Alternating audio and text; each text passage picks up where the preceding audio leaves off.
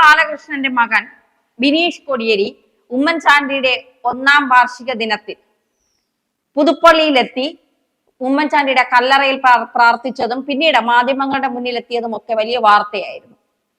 ബിനീഷ് കോടിയേരി കോൺഗ്രസിലേക്കോ എന്ന ചോദ്യമാണ് ഇപ്പോൾ സോഷ്യൽ മീഡിയ ഉയർത്തുന്നത്. കാരണം ബിനീഷിന്റെയും കുടുംബത്തെയും സഹാക്കന്മാർ ദ്രോഹിച്ചത് എത്രമാത്രമാണ് എന്ന് നന്നായി അറിയാം. പാർട്ടിയിലെ ഏറ്റവും സൗമ്യമായ മുഖവും ഏറ്റവും ജനങ്ങളോട് നല്ല രീതിയിൽ ഇടപഴകുന്ന ഒരു മികച്ച നേതാവായിരുന്നു കോടിയേരി ബാലകൃഷ്ണൻ. ഒരുപക്ഷെ കോടിയേരി ബാലകൃഷ്ണൻ ജീവിച്ചിരുന്നപ്പോഴൊക്കെ പാർട്ടിക്ക് ഒരു തരത്തിലുമുള്ള ചീത്തപ്പേരുണ്ടായിട്ടില്ല. പാർട്ടി വലിയ രീതിയിൽ വിജയം കൈവരിച്ചിരുന്നു പല തിരഞ്ഞെടുപ്പുകളിലും എന്ന് പറയാതിരിക്കാൻ കഴിയില്ല.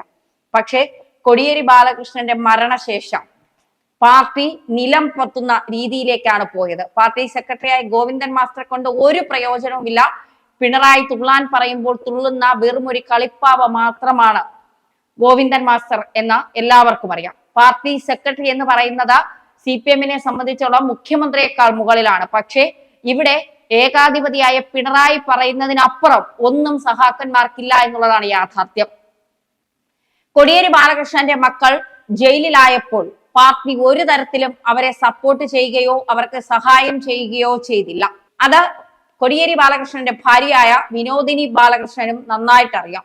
ആ സമയത്ത് പാർട്ടി സെക്രട്ടറി സ്ഥാനം രാജിവെച്ചുകൊണ്ടാണ് മക്കളുടെ ഈ ഒരു പ്രശ്നത്തിൽ ഒഴിഞ്ഞു നിന്നുകൊണ്ട് അത് കാര്യങ്ങൾ നടക്കട്ടെ, എന്റെ മക്കൾ ജയിലിലാവുന്ന സമയത്ത് ഞാൻ ആ പദവിയിൽ ഇരിക്കുന്നത് ശരിയല്ല എന്ന് പറഞ്ഞ് മികച്ച തീരുമാനമെടുത്ത ആളാണ് കോടിയേരി ബാലകൃഷ്ണൻ. കോടിയേരി ബാലകൃഷ്ണനെ കുറിച്ച് എതിർ പാർട്ടിയിലുള്ളവർക്ക് പോലും നല്ല അഭിപ്രായം മാത്രമേ ഉള്ളൂ എന്നുള്ളതാണ്.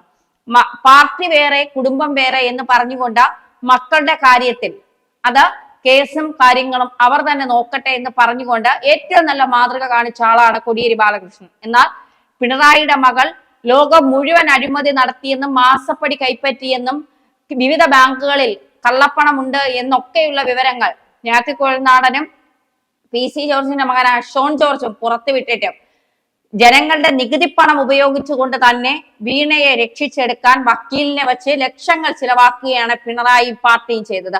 അതിന്റെ ഫലം തന്നെയാണ് ലോക്സഭാ തിരഞ്ഞെടുപ്പിൽ പിണറായിക്കും മകളും കാണിച്ച കൊള്ളരുതായ്മകൾക്കും ചെറ്റത്തരത്തിനുമുള്ള മറുപടിയാണ് ഇടതുപക്ഷത്തിന് ഈ ലോക്സഭാ തിരഞ്ഞെടുപ്പിൽ ലഭിച്ചത്.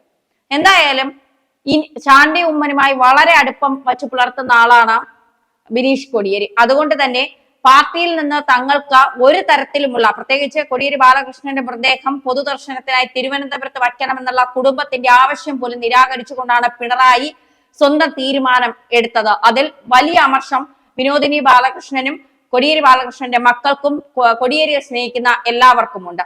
അതുകൊണ്ട് തന്നെ ഈ പാർട്ടിയിൽ നിന്നുകൊണ്ട് നല്ല രീതിയിൽ പ്രവർത്തിക്കാനോ പാർട്ടിയിൽ പിണറായിയുടെ ഏകാധിപത്യം അവസാനിക്കുകയോ ഇല്ല. പിണറായി കേറാൻ മൂളിയായി മാത്രം കുറെ സഹാക്കന്മാർ നിൽക്കുന്നിടത്തോളം കാലം ഈ പാർട്ടി വളരില്ല എന്നുള്ളതും ഈ പാർട്ടി ജനങ്ങളിലേക്ക് ഇറങ്ങി ചെല്ലില്ല എന്നുള്ളതും നന്നായി അവർക്കറിയാം. അതുകൊണ്ട് തന്നെ ബിനീഷ് കോടിയേരി അത്തരത്തിൽ ഒരു ചിന്ത നടത്തിയാൽ ഒരിക്കലും തെറ്റു പറയാനും കഴിയില്ല എന്നുള്ളതാണ് യാഥാർത്ഥ്യം. എന്തായാലും അത്തരത്തിലുള്ള ചർച്ചകൾ വരുമ്പോൾ അതിന് മറുപടി പറയേണ്ടതും ബിനീഷ് കോടിയേരി തന്നെയാണ്. ബിനീഷ് കോടിയേരി കോൺഗ്രസിലേക്ക് എത്തുമോ എന്നുള്ളതാണ് 2026 നിയമസഭാ തെരഞ്ഞെടുപ്പിൽ കോൺഗ്രസ് സ്ഥാനാർത്ഥിയായി ബിനീഷ് മത്സരിക്കുമോ എന്നുള്ളതാണ് ഇനി നോക്കിക്കാണേണ്ടത്.